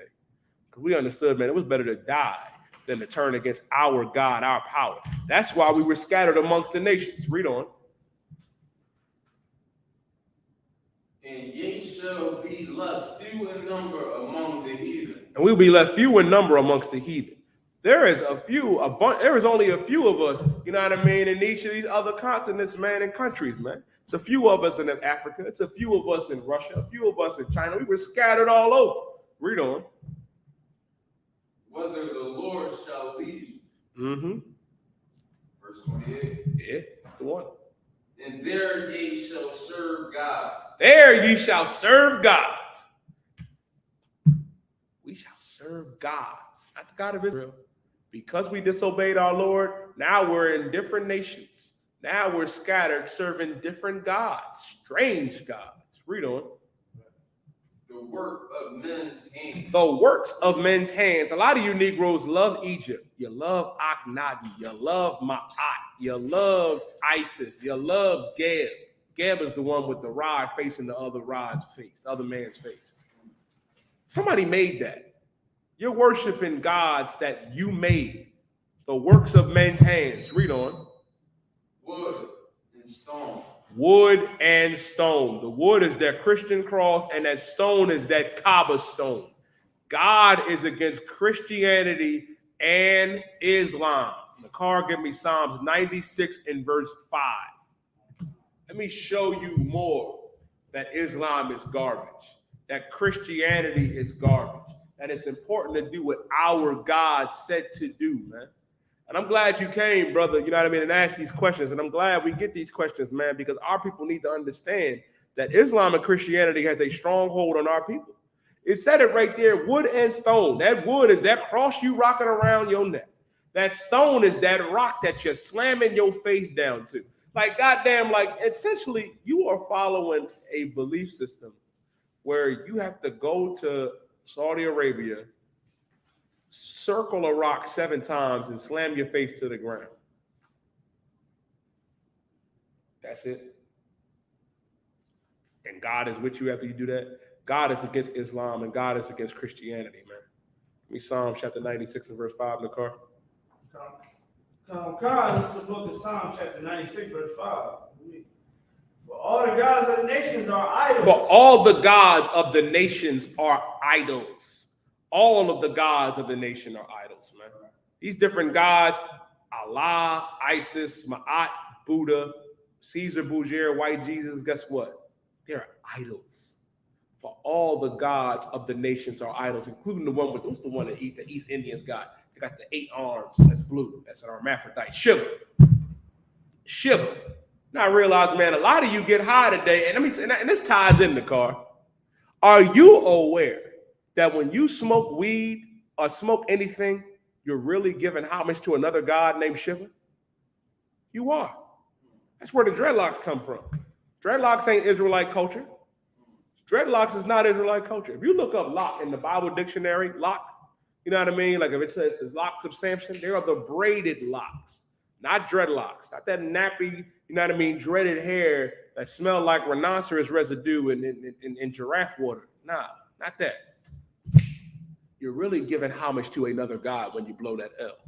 And you're giving God that up to that god as Shiva or God Shiva of the East Indians.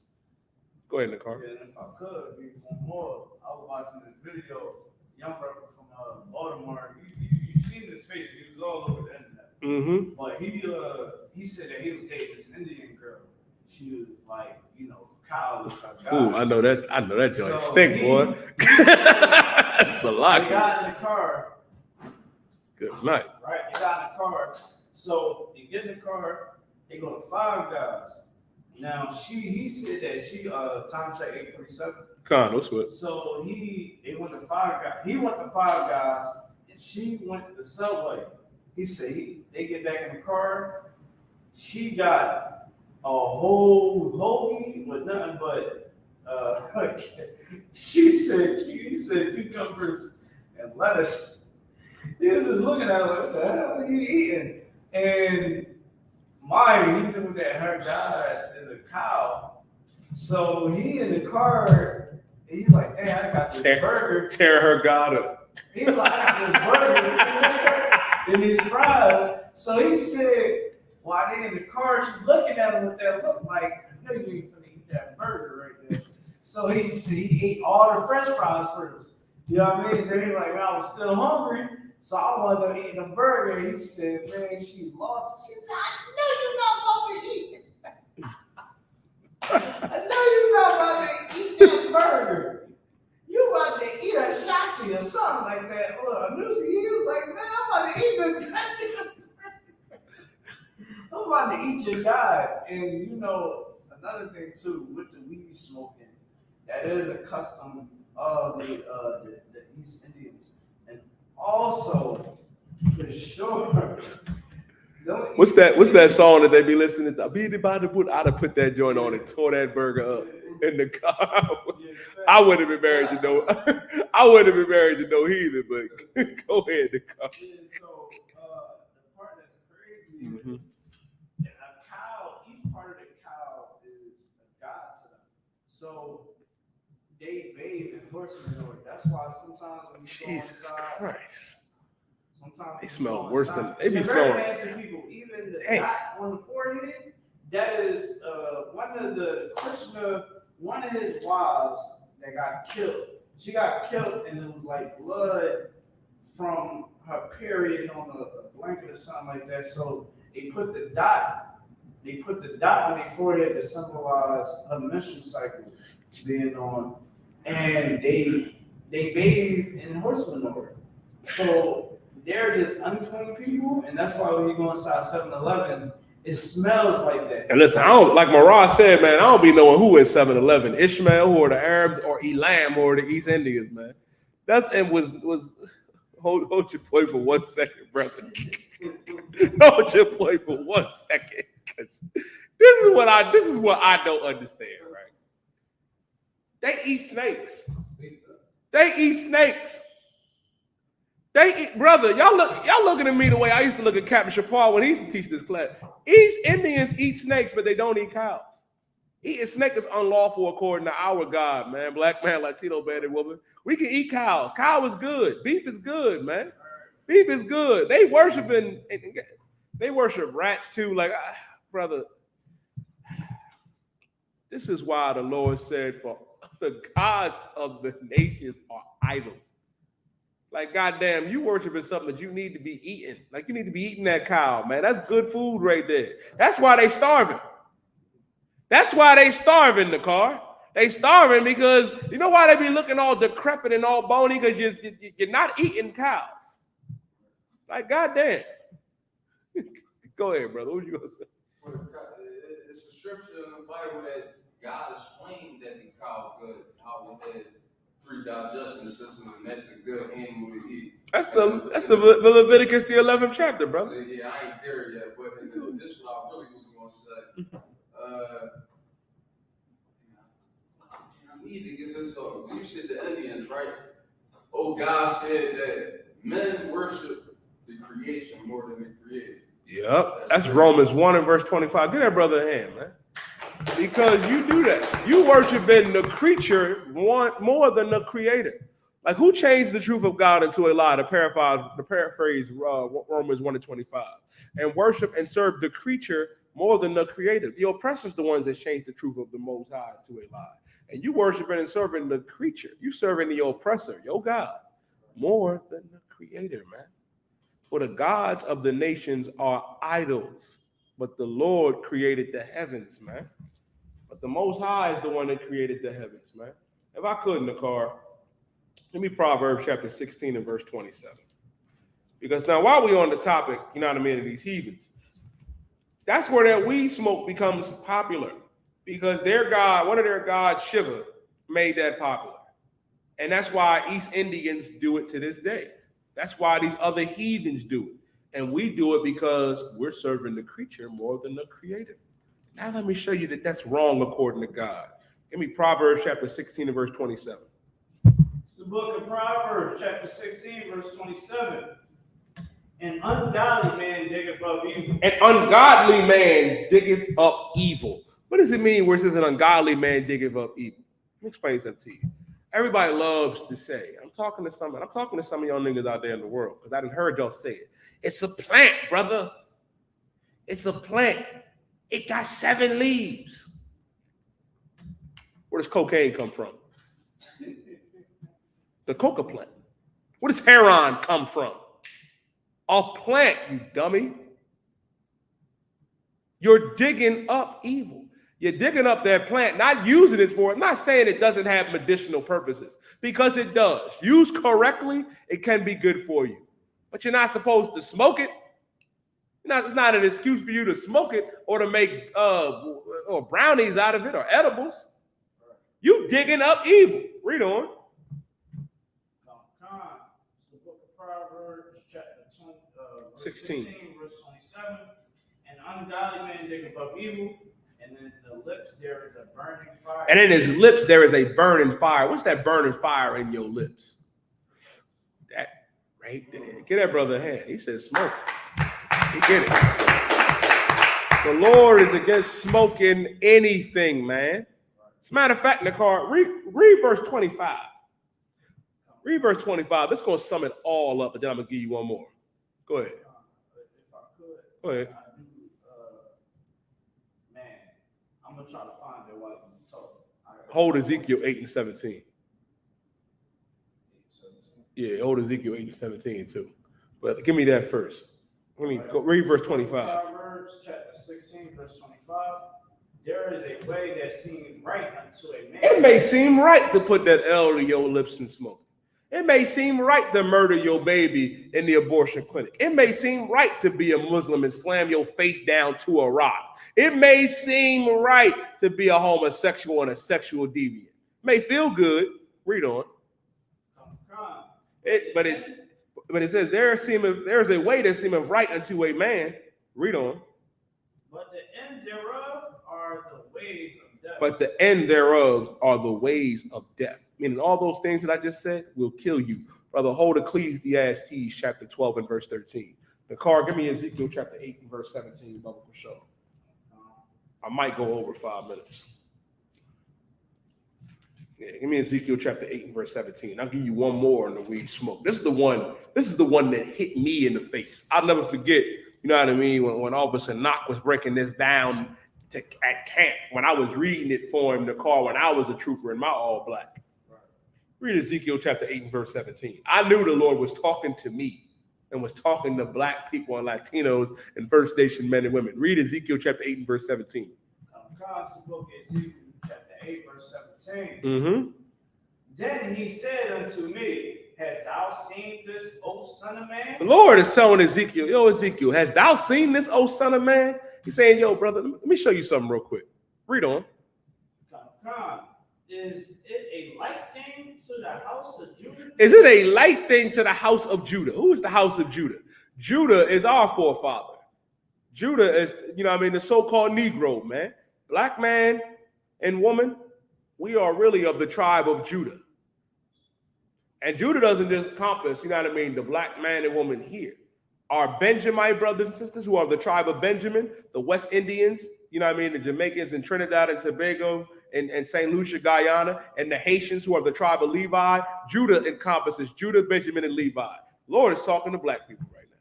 And Latinos and First Nation men and women, because it applies to our Latino brothers and sisters too. Read on. Is it a light thing to the house of Judah? Meaning, is it a light thing for niggas? Did you know nigga was in the Bible too? Yeah, that's, what's that? Job 13 and verse 1? No, that's Acts. Acts 13 and 1. It's a lot. Big. Go ahead, Nakar. Keep reading. Come. Is it a light thing that the house of Judah that they commit the abominations what they commit here? That you commit the abomination? What's the abominations we committing here? The Lord is seeing. Go ahead, Nakar. Oh no, I was going to answer. You know, one of the main abominations that's happening right now that's so much on the forefront is abortion. Yeah, that's one of the abominations. Killing our babies, Right. being homosexuals, being murderers, man, being sexual deviants, smoking. Read on. For they have filled. Yeah. All right. For they have filled the land with violence. They have filled the land with violence. A lot of you brothers and sisters fight over that L to this day. Somebody roll up with the L in the rotation, man. There's gonna be violence in that room. Somebody might die. Man, you getting violent over this thing. Read on. And have returned to provoke me in anger. We provoke the Most High to anger by committing these abortions, by murdering one another, by being sexual deviants, homosexuals, man, and smoking. We provoke our God to anger with these things. Read on. And lo, they put the branch to their nose. They do what? They put the branch to their nose. Where does a branch come from? A tree. What they call it? Oh, I got a tree out. You putting that branch to your nose. You want to know why the Bible is written this way? Why it's written in slang? Because this Bible is for black people, Latinos and First Nation men and women. That's why it clicks like, damn, I understand. You're right. You putting that branch to your nose. You're doing this shit here. Rolling up. That's why smoking is wrong, brother. That's why smoking that weed is wrong, man. You want to know what is the sole purpose of every black, Latino, and First Nation man and woman? You know what it is? Give me Ecclesiastes chapter 12 and verse 13. Nakar, I'm going to get one more. Hold Baruch chapter 4 and verse 1. Ecclesiastes chapter 12, verse 13. Mm-hmm. Let us hear the conclusion of the whole matter. Let us hear the conclusion of the whole matter. What is the conclusion of the whole matter? I'll tell you. The conclusion is to do what the Lord says to do. And what is that? That is the end all be all. Everybody is trying to find the purpose of life if you're a black, Latino, First Nation man and woman. What does God want me to do? How is my life supposed to be? Well, this is the conclusion of the whole matter. Read. Fear God. Fear God. You have to fear the Most High, because the scriptures say the fear of the Lord is the beginning of knowledge. You think you got knowledge, understanding, and wisdom? You have to fear the Most High. A lot of you fear the oppressor and fear these heathens. You have to fear God. Read on. And keep his commandments. And keep his commandments. That is the sole purpose for every black, Latino, and First Nation man and woman, to fear God and to keep his commandments. Read what you got in the car. Baruch chapter 4 and verse 1. I have something to say. Go ahead. All right, so for sure, I did a little research on weed, right? So the research that I got back from from actual doctors and scientists that is not biased. So with weed smoking, if you realize, right, someone that smokes weed on the daily, right? What happens to the brain is devastating, right? So the whole saying that you smoke your brain cells away, that is actually factual. So what happens is your body is not supposed to take in smoke. That's why your body sometimes your lungs would reject it and you'll start coughing, right? So with marijuana, what happens is the chemical in that smoke, because it shoots up to your brain, what happens is you start gaining, you start losing more, you start losing a certain percentage of your front lobe of your brain, right? But what happens is you lose that, but your creative part of your brain is more pulsating, right? So that's why when people might get high or something like that, they be like, just get me in my zone. The issue is, most people, you'll think that that's good. You get your creativity flowing, right? More. But the issue is the frontal lobe of your brain deals with your logical thinking, how you know how to control your emotions, right? So with most people that smokes weed, that's why they 9 out of 10 go to jail, because their logical thinking is not it's not there, because they're more so relying off of emotions. And you know why that is? You know why that is? When the car is saying, not to cut you off, or what's so heavy about what he's saying, Scripture is about to explain it a lot further. When you smoke weed, right, and when you smoke anything, that's all you're doing is allowing more demons to take over your mind, to take over your body. You're becoming a slave to it. And guess what? You die spiritually. Not just the physical death, but spiritual. And that's in the Bible too. Read Baruch chapter 4 and verse 1. It's the book of Baruch, chapter 4 and verse 1. Mm-hmm. This is the book of commandments of God. This is the book of the commandments of God. Meaning this. We read it out the Apocrypha. If you get a 1611 King James Bible, the Apocrypha was included, man. You know what I mean? The oppressors took this out because of scriptures like that we're about to read. This is the book of the commandments of God. Read on. And the law that endureth forever. The law that endureth forever. Like Christ said in Matthew 5 and verse 17, think not that I've come to destroy the law or the prophets. I've not come to destroy, but to fulfill. Meaning Christ understood, man, and understands that the law ain't going nowhere. The law that endure forever. Meaning we have to keep these laws, statutes, and commandments forever. Read on. Come. All they that keep it shall come to life. All they that keep it shall come to life. If you keep God's laws, statutes, and commandments, you'll come to life. A lot of you think you live in your best life right now, smoking weed, smoking anything. Now realize, like the car is saying, you're frying your brain cells. I got a homie in the world, man. My man's. You know what I mean? My good brother. His bladder is so messed up due to all the smoking that he did in his life. And you can forget about his brain cells, like the car was bringing out, with the science side of it.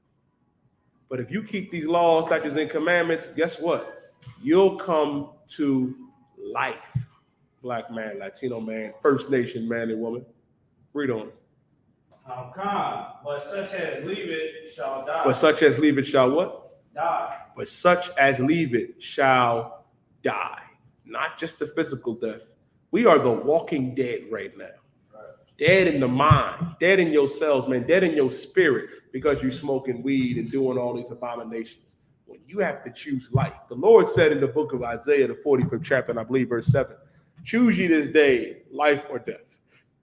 There's no such thing as free will. You're either going to choose to live, which is choosing life, keeping these laws, statutes, and commandments, or you'll choose death. Not just the physical death, but the spiritual death that our people are faced right now. There are no questions in the class? Right? No questions online in the car? You got anything you want to say? I do. All right. So it was it was a thing, right? So like in this time period, I believe that Baruch, this was. But that's the same Baruch that's mentioned in Jeremiah. Yeah, that's what you're asking. It is. No. I know that. What I'm saying is, was he saying that during captivity, or was it when he went to back to Jerusalem for that a short period. As a matter of fact, Nakar, your answer is actually right there. I believe your answer is actually right there. Go to Baruch chapter 3. And let me hear good night. Good night, boy. You about to make me stay up. Go to Baruch chapter 3 and verse 8. Bubba Kushar. It's the book of Baruch, chapter 3 and verse No. Start at verse 7. Damn, no, start at verse 6. Start at verse 6 in the car. Start at verse 6. Go ahead. How about verse 4? I got the highlight in my. You know what? You know what? That is a good. Go ahead, brother. Y'all sound like Abraham when he was pleading with God to not destroy Sodom and Gomorrah. Listen, man. And we plead to the Most High, man. You know what I mean? We plead to the Most High. You know what I mean? That because the Lord said that 2/3 of our people must perish, right? We plead to the Most High that all blacks, Latinos, and First Nation men and women make it on them chariots, man. But if I could, in the car, this is the other one I was thinking about in Baruch chapter 4, right? In Baruch chapter 4 and verse 5, it says, "Be of good cheer, my people, the memorial of Israel. Ye were sold to the nations, not for your destruction, but because ye moved God to wrath, ye were delivered unto your enemies. For ye have provoked him that you made by sacrificing unto devils and not to God. Ye have forgotten the everlasting God, which brought you out, which brought you up, and have grieved Israel, which grieved Jerusalem, that nursed you." Meaning this. We went into captivity, and while we're in this captivity, Baruch is letting us know, man, assuring us like we did this because we disobeyed our God. Now we have to come back to the Most High. I'm not gonna read Baruch chapter, the 3rd chapter, because we're over the time. But I will say this though, you know, in the car, read verse 4. Read verse 4 for me, because that is a powerful one. Yeah, I saw it on my notes. And I love to go here, man, because this is for all blacks, Latinos, and First Nation men and women. Go ahead. It's the book of Baruch, chapter 3, verse 4. O Lord Almighty, thou God of Israel, hear now the prayers of the dead Israelites. Hear now the prayers of the dead Israelites. Hear now the prayer of the dead Israelites, the blacks and Latinos, the First Nation men and women that died, man, because they wouldn't serve Allah. That died, you know what I mean, when we was in captivity and slavery in Egypt and Babylon and Greece and Rome and Persia and America, man. Hear now the prayer of the dead Israelites. Read on. And of their children. And of their children. We're the children of those dead Israelites, man. We're those children. And now it's our opportunity, man, to come back to do what our King, Yahweh Shah Mashiach, that the world ignorantly knows is Jesus Christ, to come back and keep these laws, statutes, and commandments, man. Read on. Which has sinned before thee, and not hearkened unto the voice of the Lord of their God. Because we sin because we did not hearken unto the voice of their God, man. Because we didn't listen to our God and we sinned, now we're in this captivity. And not just this captivity. Read on. For the which cause these plagues cleave unto us. Now, for which cause these plagues cleave unto us. Monkeypox, coronavirus, the super gonorrhea. Well, you're going to leave them whores alone. You're going to learn one way or another. That's what makes these laws, statutes, and commandments important, man. That's why the Lord said, choose ye this day, life or death. Choose life. That breath of life, man, that the Lord talked about in Baruch and Ezekiel, the 37th chapter, that's keeping these laws, statutes, and commandments, man. That's the breath of life, and you have to choose it. Because if you don't, if you continue to smoke weed or be a homosexual or a whoremonger or to abort our babies and murder our kids, you'll continue to die. Choose life, black man, Latino man, First Nation man and woman. Choose the Israelite School of Universal Practical Knowledge under Commander General Yohanan. And with that being said, I'm Preaching Officer of 1000 Yediah. I mean, this was the Wednesday night biblical law class. Preaching Officer of 1000 Daniel will be back next Wednesday. And with that being said, I'm going to pass the class off to priest and officer in the car.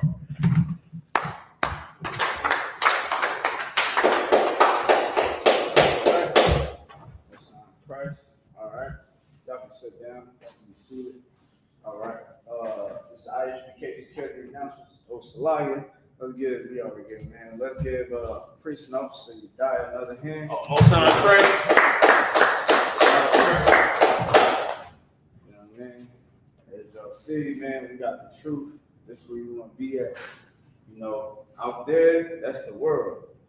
But anywhere where the UPK banner is up, that's the only place where the truth is ever going to be taught at. The Lord ain't give this knowledge out for everybody to go do the own thing. It's really for us to come together. All right. So this Isupk security announcements. Where the Isupk started out at 1 West on 25th Street, Harlem, New York, under Commander Jimmy Hanna. Both new brother and sister. When new brother and sister comes into the school, they're off limits for 6 months. They are to be saluted only. They are here to shed themselves of the world, but they need transportation. The teacher will arrange it. After 6 months, if a brother or sister has an interest in a particular person, he or she must get permission from the head to speak to a brother or sister. All right. So, as I just heard, you know, all 6 months, you're off limits. 6 months. That 6 months is within you getting your Hebrew name, right? You get your Hebrew name. If you stay consistent, come to class, and you see that, you know, you're doing your thing, the Lord is definitely going to let it be known if you're ready or not, right? So we do this for brothers and sisters, not just the sisters, but the brothers too, to show yourself for the world. Meaning whatever demon that you done had on you for years, you shed yourself. You know what I'm saying? And you know, shed yourself, one part is definitely coming to class, studying and contacting your brothers. You know what I mean? You can't do it alone. Christ can do it alone. All right. There is another 6 months in which the brother and sister will court each other. All right. So the courtship, and here we like things decency and order. You know, out there, you won't get on child support. You know, you might have to shoot the brother, or the dad, or somebody. You know what I'm saying? The baby dad, because there's none but wickedness out there. You know what I'm saying? And here we really want you to get to understand. So that's why brothers and sisters, you know, they might want to talk to one another. We like decent order.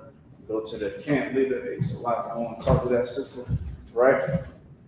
Boom, you know, it's accepted, go through, right? And what happens is you don't talk to that, you know, you don't touch the sister, you don't get intimate, you just get to know the sister.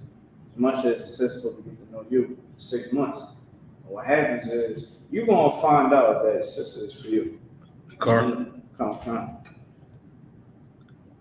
No sweat. All right.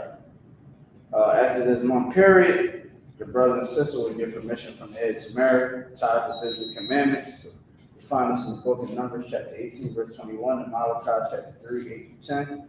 My Asherah will be 10th in Hebrew, 10% of every penny and any increase the Lord gives you. Get to the treasury department, priest fund, free will offering for priests, not mandatory, whatsoever amount you like. Upcoming holy convocation will be the memorial of the blowing of the trumpets. So that would be the first day of the 7th month. That would be, according to Esau's calendar, it will be on a Sunday, the 25th of September of this year. You find this in the book of Leviticus, chapter 23, verses 24 to 25. All right. Remember, Akim and Awafim, make sure you check the bulletin board in the hallway in the school. If any brother wants to be a trooper in the school, start wearing all black blue shirt, handband, and scrubs. With that, I'm not going to understand. All right. In the Israel, we're going to give one quick courtesy salute. In the Israel, Modern Shabbat, Imagine, Barak, Yahweh, Alabashim Yahshua Barakatam. So you say Shema, Shema, Yahweh, Yahweh, Bashem, Bashem, Yahusha, Yahshua, Barakatam. Barakatam. All right, what that means is may the Lord be with you in the name of Christ. All right, God in the top, class is music. Like the car was saying, man, which is heavy, right? In this school,